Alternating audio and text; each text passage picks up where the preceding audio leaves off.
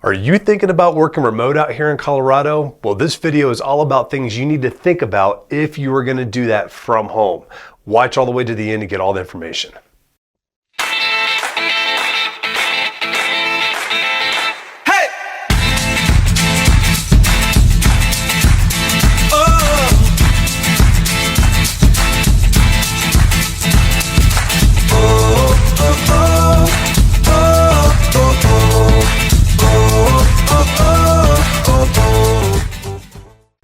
Hey guys, real quick before we get in that video, my name is James Dean with James Dean Real Estate Team, and I just wanted to make sure if you haven't done this already, make sure you hit that subscription button down below, the notification bell. What that does is keeps you notified every time we come up with a new video. We do at least 2 a week, and I just want to keep you updated and just cool things to do, cool things to see out here within the Woodland Park and Teller County area, and you get to see a little bit of how I like living my life out here as well.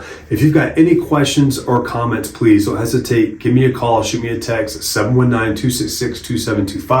You can also email me at info@jdmret.net, and I will get back to you as fast as I can to answer any of those questions or comments. And if you've got any real estate needs out here whatsoever, please, once again, don't hesitate. Give me a call or shoot me that email or that text. This is James Dean with James Dean Real Estate Team, the team leader here, and I absolutely love living here, and I love helping people out here in this area too. Hope you guys like this video. All right, so guys, this video is specifically about folks that are moving out here or that already are here that are looking at working remote from their house, and mainly talking about the mountains. This also applies down in Colorado Springs as well, but just some basic things that you want to absolutely make sure you've got checked off to ensure that you are set up for success and it's not a major regret. So we get lots of folks, especially after COVID, that are constantly realizing like, hey, I don't have to go into an office building. I don't have to work from an office building anymore. I can work from anywhere I want to within the United States as long as it meets certain parameters. I'm going to do that. I don't want to live where I am now. I want to come to Colorado. Who doesn't, right? Colorado is awesome to live in, and it's awesome to work in too, especially when you can work remotely, because it just gives you so many options. So if you're looking at doing this, these are some things that you definitely want to consider when coming out here and looking at it. The first one being, if you don't have cell service where you are, you absolutely want to make sure you've got good internet with where you're moving to. Now, if you're moving in a rural area, and this goes for Colorado Springs and up in the mountains in Teller County around Pikes Peak, really anywhere that doesn't have the fiber optic going into the homes, you certainly want to make sure you're not limited to homes that you might not necessarily have looked at otherwise, just because of internet options out there. We have so many different options that are happening now with line of sight and Starlink, and that goes across the board for anywhere in the Pikes Peak region, but certainly a criteria that you need to check on first before you really start getting into looking at or getting attached to a home that you might have found. Starlink has really opened up quite a few rural areas that don't even have the line of sight that some areas do. And that's awesome. But things to remember is it's still got a wait list right now. So you got to make sure you're getting on that wait list as soon as you can if you're looking at moving out here to this area. There's also different hacks you could use. If you could get on the RV version, you could utilize that until your name comes up on the residential, but it can still take a while for those to pop up. But you've got options out there for that to work. And when you've got Starlink out there, you can pretty much work anywhere as long as you've got clear sight.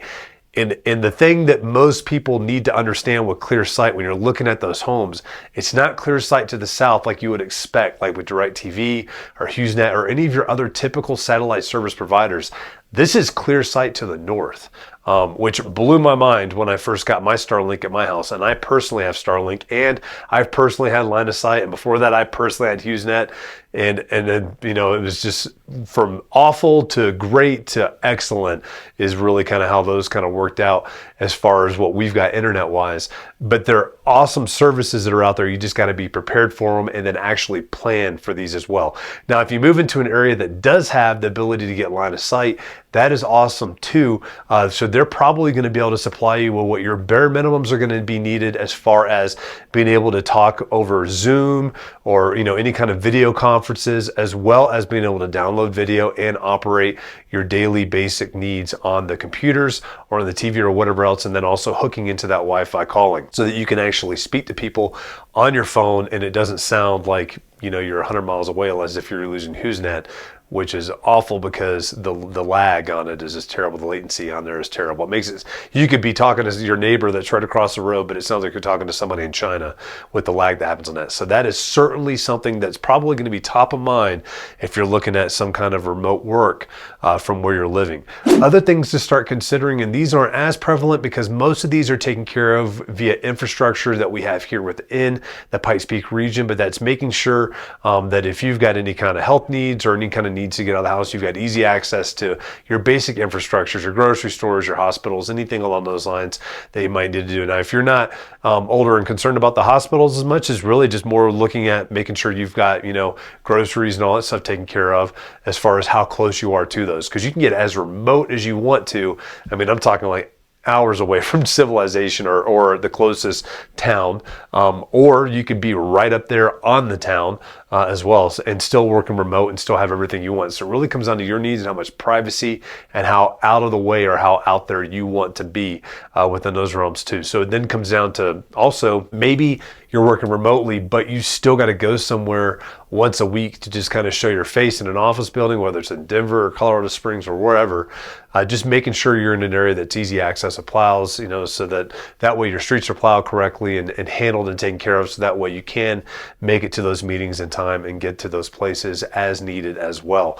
And then obviously working remote, if you've got kids, you are certainly considering the school districts as well. Remember, we are choice in Colorado, so working remote, hopefully that means that it doesn't really matter what school district you want to, you know, live in. It just matters where you want to live specifically, and then you could drive your kids to the school of choice that you want to take them to. But if you're still going to utilize those bus systems, you are certainly going to need to make sure you're within the school districts that are going to meet your child's needs as well and make you guys happy on that side too. So I hope this kind of helps shed some light with the whole working remote thing, because that is something that has absolutely grown quite a bit over the last couple of years through COVID and then coming out of COVID. I really hope you guys enjoyed that video. Don't forget, if you've got any questions, comments, whatever you've got, please send them to me. You can call, text me at 719-266-2725. You can also email me at jdmret.net, or excuse me, at info@jdmret.net.